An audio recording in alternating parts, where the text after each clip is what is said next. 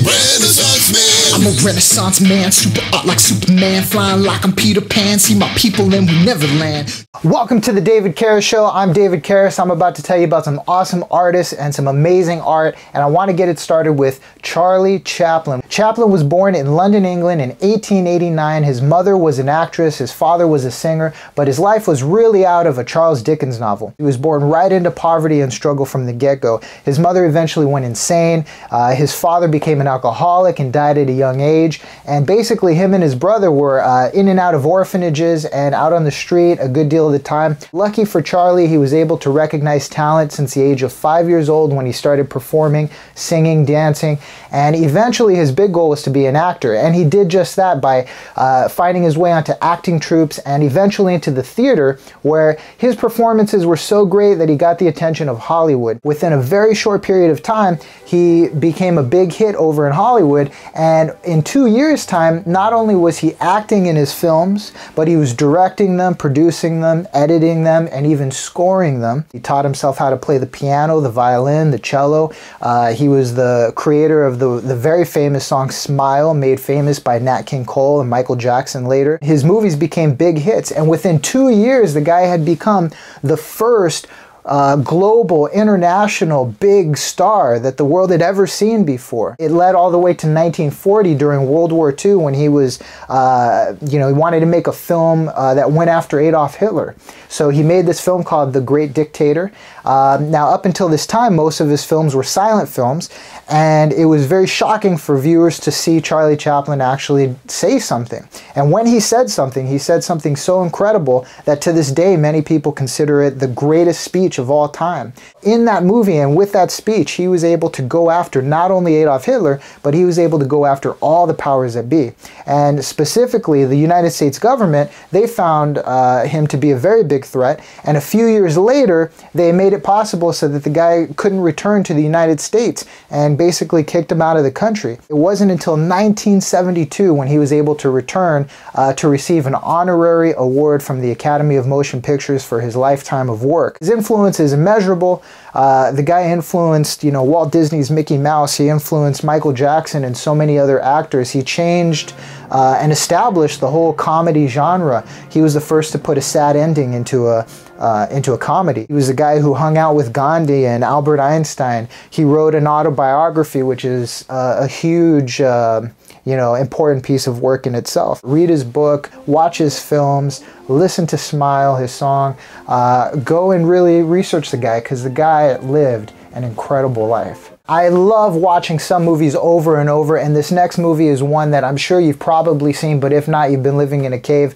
It's one of the greatest movies of all time on lots of people's lists. It's none other than Rocky. It started with a struggling actor named Sylvester Stallone, which we all know now, but at the time he was a struggling actor who hadn't had much success.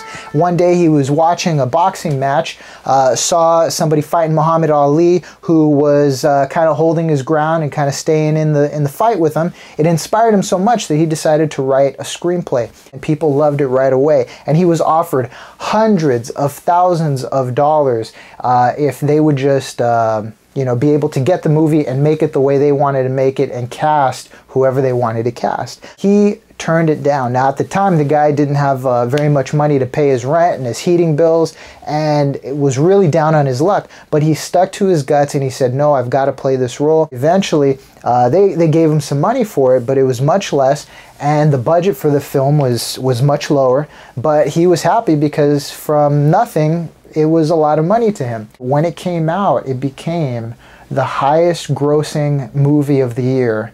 And not only that, but went on to win the Academy Award for Best Picture. Stallone was right. He stuck to his guts.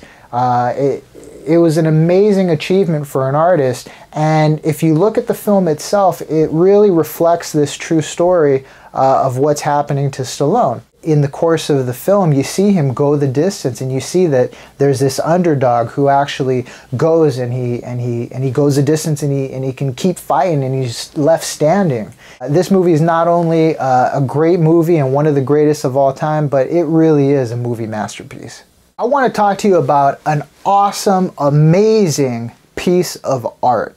Now, the thing I want to tell you about is something that's near and dear to my heart, because when I got married, I went to Rome for our honeymoon and everything, and it was just amazing to see all the art that was there. And there was one piece of art there that was just, to me, one of my favorites. It's Bernini's statue of David. This statue of David is different than Michelangelo's statue of David, which is very, very famous. Now, Bernini, what he did that was different was his statue, unlike Michelangelo's, where Michelangelo's was basically posing, Bernini chose to have David in action. There's a lot of life and emotion and movement put into the art. It was supposed to get a reaction, which led the church and a lot of others to commission these works to really get this emotional response from the audience, which is a huge contribution to art and to other artists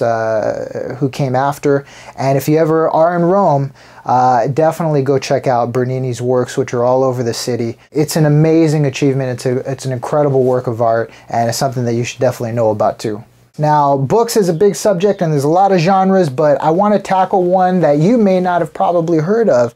20th Century Boys by Naoki Urasawa. This is unique because it is actually a manga, which is the Japanese word for comics or comic book. The interesting thing about manga is that it opens from the opposite way. So you actually read this in the opposite direction. For somebody who's used to reading books the other way, it could be a little bit challenging, but you kind of get into it and it's actually really easy and it starts to be very fun. It's the tale of a group of friends, and it takes place in 3 different time periods: when the friends are kids, when they are adults, and when they get older. And these group of friends, what happens is they actually get together and they decide that they want to save the world. In order to save the world, there's got to be some bad guys, right? So they create basically these bad things that the bad guys are going to do. Now, as they get older, they discover that these bad things start to actually happen in real life. And they know that it must be somebody that was one of their friends from childhood. If you are willing to take a chance and check out something that, you will absolutely love, check out 20th Century Boys. It's incredible. One of the greatest works of art of the last 100 years.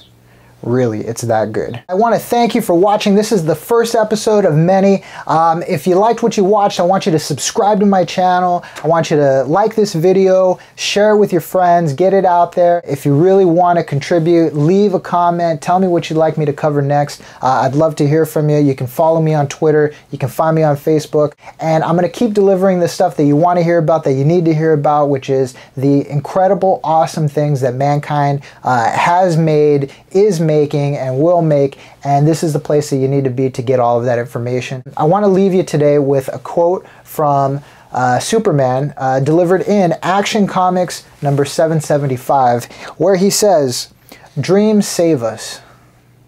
Dreams lift us up and transform us. And on my soul I swear, until the day when my dream of a world where dignity, honor, and justice becomes the reality we all share, I'll never stop fighting. Ever." Yeah. Renaissance